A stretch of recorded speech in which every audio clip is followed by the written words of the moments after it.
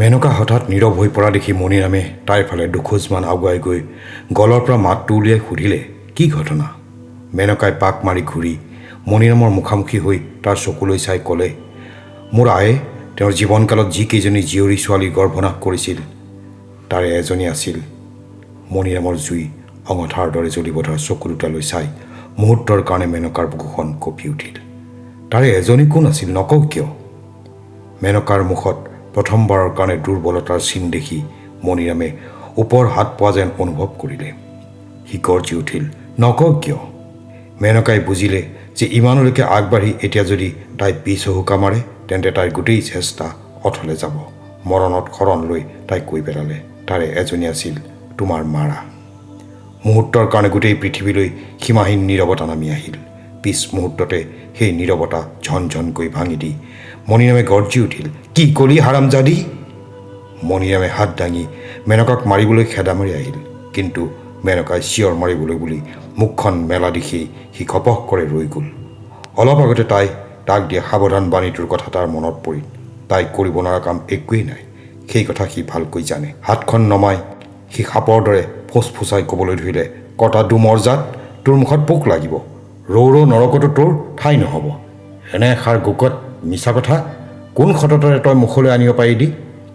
মেনকাই শান্তভাৱে ক'লে, ধৰি ল'লোঁ কথাটো মিছাই, কিন্তু কমলাই যে তাইৰ গৰ্ভত তোমাৰ সন্তানক ঠাই দিছে সেই নিৰ্ঘাত সঁচা কথাটো তুমি যেনেকৈ নামঘৰত শপত খাই মিছা বুলি ক'ব পাৰিবা, ময়ো ঠিক তেনেকৈ তোমাৰ মাৰাৰ জীয়ৰীকালৰ বেভিচাৰ মিছা কথাটোকো নামঘৰত শপত খাই সঁচা বুলি ক'ম। বহুত তৰ্ক কৰিলোঁ, এতিয়া যাওঁ। যাবৰ সময়ত কেৱল শেষ কথাটো কৈ যাওঁ, তোমাক কমলালৈ চপাই লৈ ডুমৰ জাতলৈ তুলি ল'ব নোৱাৰালৈকে মোৰ শান্তি নাই। তাৰ কাৰণে মই কৰিব নোৱাৰা কাম একো নাই, লাগিলে প্ৰাণ দিম, নৰকত পচি মৰিম। এতিয়া সকলো কথা ভাবি চিন্তি কি কৰিব খোজা সেইটো সোনকালে ঠিক কৰা। আজি সাজ লগাৰ আগতেই মই তোমাৰ সমিধান পাব লাগিব। তোমাৰ কাৰণে বাট চাই মই চোতালতে বহি থাকিম, কিন্তু যদিহে তুমি নাহা। বাক্যটো আধা কোৱাতে এৰি মেনকাই চটকৈ নিজৰ বাটত খোজ ল'লে। উপসংহাৰ। টেকেলা গাঁৱৰ নৰাম গাঁওবুঢ়াই হৰিভকত মধুপাচনিক লগত লৈ জোৱায়েকৰ ঘৰৰ বছৰিকা নাম কীৰ্তনলৈ যাব ওলাইছে। আবেলি পৰতে দুয়ো ঘৰৰ পৰা যাত্ৰা কৰিছে। তেতিয়াহে প্ৰায় 5 মাইল বাট খোজকাঢ়ি গৈ সাজ লগাৰ সময়ত জোৱায়েকৰ ঘৰ পাবগৈ। ইখনৰ পিছত সিখনকৈ তামোল খাই দুই বুঢ়াই নানা ধৰণৰ কথাৰ মালিহা মাৰি গৈ আছে। এনেতে মহঘুলি গাঁৱৰ বাটত ভৰি দিয়াৰ লগে লগে মধুপাচনিয়ে বাক্য এটা আধা কোৱাতে এৰি অলপ থমকি ৰৈ ক'লে, হৰিভকত, গাঁওখনৰ কোনোবাই ঘৰত কাৰোবাক কালে টানিলে যেন পাইছোঁ। মানুহ নমৰিলে কোনেও এনেকৈ গগন ফালি নাকান্দে। নৰাম গাঁওবুঢ়াই কাণেৰে অলপ কম শুনে। কিছু সময় কাণখন থিয় কৰাৰ পিছত গাঁওখনৰ ভাটিফালৰ পৰা ভাহি অহা হাৱৈ বিয়ৈ কান্দোনৰ শব্দ আহি তেওঁৰ কাণত পৰিল। আকৌ খোজ কাঢ়িবলৈ আৰম্ভ কৰি তেওঁ ক'লে, ঠিকেই কৈছ হৰিভকত, কোনোবা এজনলৈ চমন আহিল। গৈ থাককচোন, বাটতেই বতৰা পাম কাৰ ঘৰত কি হ'ল। অলপ দূৰ গৈয়ে মাৰ যাব ধৰা বেলিৰ পোহৰত তেওঁলোকে দেখিলে এঘৰৰ চোতালত এগৰাকী আদহীয়া তিৰোতাই চুলি মেলি বুকু ঢাকুৰিয়াই চিঞৰি চিঞৰি কান্দিব ধৰিছে, আৰু ঘৰৰ গিৰিহঁতজনে চৰু কেৰাহী আৰু কাঁহী বাতি কিছুমান এটা এটাকৈ চোতাললৈ দলিয়াই পেলাব ধৰিছে। ওচৰ চুবুৰীয়া মতা মাইকী ল'ৰা বুঢ়া সকলোৱে জুম বান্ধি নীৰৱ হৈ দৃশ্যটো চাই আছে। নৰাম গাঁওবুঢ়া আৰু মধুপাচনি দুই পদূলিমুখতে থমকি ৰ'ল। গাঁওবুঢ়াই মাত লগালে, হেৰি হৰিভকত, কথাটো দেখোন কেনেবা যেন লাগিছে। মৰা শ্মশানলৈ নিয়াৰ লগে লগেই জানো চৰু হাৰি বাহিৰলৈ উলিয়ায়?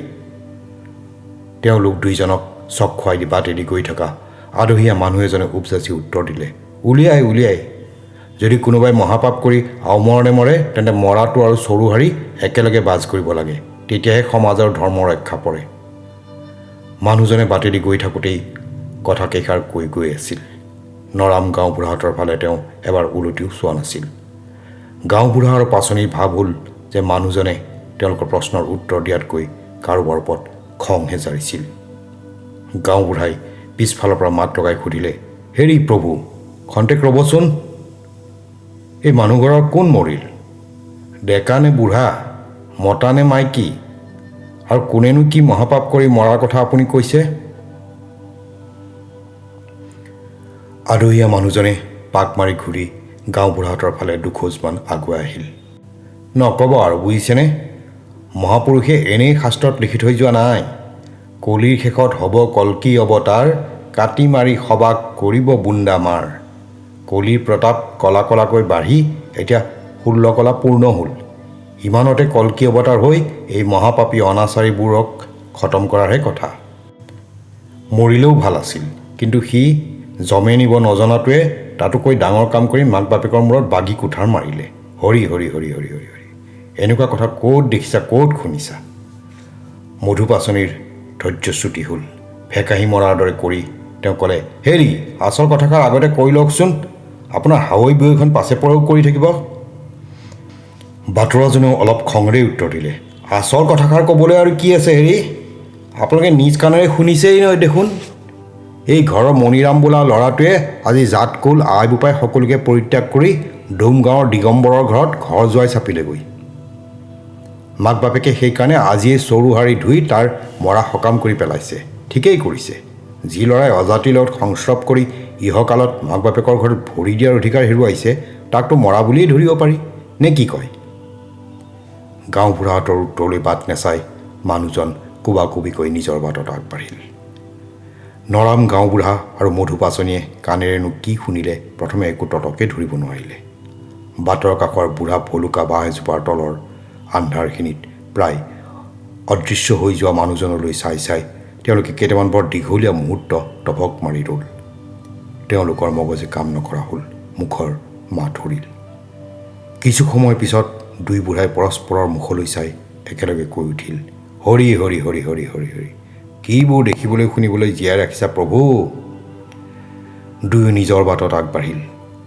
মণিৰামৰ মাকে কান্দি কান্দি ভাগৰি পৰিছিল, কিন্তু অলপ সময় নিতাল মাৰি থকাৰ পিছত বল ঘূৰাই পাই তেওঁ ৰাউচি জুৰি আকৌ এজাউৰি কান্দোন আৰম্ভ কৰি দিলে।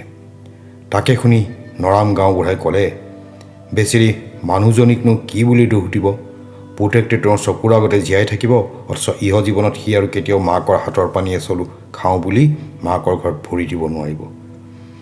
সি কেতিয়াবা নৰিয়া পাতিত পৰি থাকিলেও মাকে গৈ কেতিয়াও তাক চাব নোৱাৰিব, তাৰ কপালত হাতখন থ'ব নোৱাৰিব। মাক বাপেক মৰি গ'লে সিও তেওঁলোকৰ শ্ৰাদ্ধ কৰিব নোৱাৰিব। তাতকৈ সি আচলতে মৰি যোৱা হ'লেই ভাল আছিল। আপুনি কি কয় হৰিভকত? এনেদৰে ইটো সিটো কথা পাতি আৰু পোৱা মাইলমান বাট আগবাঢ়োঁতেই ভাটিৰ ফালৰ পৰা ঢোল ডগৰ গায়ন বায়নৰ শব্দ আহি তেওঁলোকৰ কাণত পৰিল। মধুপাচনিয়ে ক'লে, সংসাৰৰ মহিমা দেখিলে হৰিভকত, এফালে মহঘুলি গাঁৱত এঘৰে পুতেক মৰা বুলি ভাবি কান্দোনত গছৰ পাত খৰুৱাইছে, ঠিক একে সময়তে সিফালে কৈৱৰ্ত গাঁৱত উৎসৱৰ ৰোল উঠিছে। মনৰ হেঁপাহেৰে সিহঁতে আজি বিয়া পাতিছে। আপুনিনো কেনেকৈ জানিলে সেয়া বিয়াৰহে ঢোল ডগৰ বুলি? গাঁওবুঢ়াই সুধিলে। ৱা, আপুনি কয় কি? আপুনি দেখোন শুনিলেই। মহঘুলি গাঁৱৰ কি নাম কৈছিল জানো ল'ৰাটোৰ? মুঠতে মহঘুলি গাঁৱৰ কোনোবা এটা ডেকাই আজি কৈৱৰ্ত গাঁৱত ঘৰ জোৱাই চাপিছেগৈ। আকৌ আজিয়েই কৈৱৰ্ত গাঁৱত গায়ন বায়নে তালফাল লগাইছে, তেন্তে বিয়া নহয় আৰু কি হ'ব? এনেতে গধূলিৰ কানিমুনি আন্ধাৰত তেওঁলোকৰ চকুত পৰিল এটা বিৰাট শোভাযাত্ৰা আলিবাটেদি আগবাঢ়িব ধৰিছে। শোভাযাত্ৰাৰ আগভাগত গায়ন বায়ন, সোঁমাজত এটা শুকুলা ঘোঁৰাৰ ওপৰত মূৰত বগা পাগুৰি মৰা এজন মানুহ, ঘোঁৰাটোৰ পিছে পিছে মতা মাইকী ল'ৰা বুঢ়া অসংখ্য মানুহ। মানুহবোৰৰ খোজৰ চেৱত উৎসাহৰ উলাহ। শোভাযাত্ৰাটোক অলপ আগবাঢ়িবলৈ দিবৰ মনেৰে নৰাম গাঁওবুঢ়া আৰু মধুপাচনি অলপ সময় থমকি ৰ'ল। নৰাম গাঁওবুঢ়াই ক'লে, হৰিভকত, মোৰ হ'লে বিয়া যেন লগা নাই। বিয়াৰ ঢোল ডগৰৰ চেও এনেকুৱা নহয়, কিবা কাকো পৰিল তালু সৰিল তেনে যেনহে হৈছে হ'বলা। ঠিক সেই সময়তে সিফালৰ পৰা এজন মানুহ আহি থকা দেখা গ'ল। তেওঁক দেখি নৰাম গাঁওবুঢ়া আৰু মধুপাচনিয়ে বুজিব পাৰিলে যে মানুহজন কৈৱৰ্ত গাঁৱৰ মানুহ নহয়। মানুহজনৰ হাতত বটল আৰু জুলুঙা দেখি বুজিব পাৰি যে তেওঁ গধূলি পৰত লৰালৰিকৈ কেৱা গোলাত তেল নিমখ কিনিবলৈ আহিছে। মনৰ খুকুৰি মাৰিবৰ মনেৰে নৰাম গাঁওবুঢ়াই মানুহজনক ৰখাই সুধিলে, হেৰি, সেইটো কিহৰ শোভাযাত্ৰা গৈছে ক'ব পাৰেনে? নক'ব আৰু। মানুহজনে খুব ৰস পোৱাৰ দৰে ক'বলৈ ধৰিলে, ডোমৰ গোসাঁই আহিছে বুজিছে, সৌ যে ঘোঁৰাত উঠি যোৱা দেখিছে সেইজনেই। গায়ন বায়নেৰে নামঘৰলৈ আদৰি নিছে। আজি ডোমৰ ডবল উৎসৱ। আজি ডোমৰ গোসাঁই আহি ওলাইছেহি। আকৌ আজিয়েই মহগুলিৰ আহোম ল'ৰা এটাই নিজৰ জাতকুল এৰি এঘৰ ডুমত ঘৰ জোৱাই চাপিছে। ডুমৰ গোসাঁয়ে আজিয়েই তাক জাতত তুলিব। মধুপাচনীয়ে ভেকাহী এটা মাৰি ক'লে, আপুনিও ভাল মানুহ হেৰি। কি ক'লে? জাতত তুলিব। হেৰি জাতত তুলিব নে ডুমৰ জাতলৈ নমাব? হঠাৎ তিনিওজন মানুহকে ভীষণভাৱে চক খুৱাই দি ঘৰৰ আন্ধাৰ চোতালৰ পৰা মেনকাই ৰাও ৰাওকৈ চিঞৰি ক'বলৈ ধৰিলে, ঐ মুখত পোক লগা, ঐ সেকাৰ খোৱা, ঐ মেখেলা তুলীয়া, কাক ডুম ডুম কৰিছ? থিয়ৈ নাঙত কৰি মেখেলাৰে কোবাম, চিনি পোৱা নাই? জাতলৈ নমোৱা নাই? আজি তহঁতৰ এটাক জাতলৈ তুলিলোঁ। ভয় নকৰিবি, তহঁতৰো আৰু বেছি দিন নাই। এটা এটাকৈ তহঁত গোটেই বুঢ়কে জাতত নোতোলালৈকে মোৰ শান্তি নাই।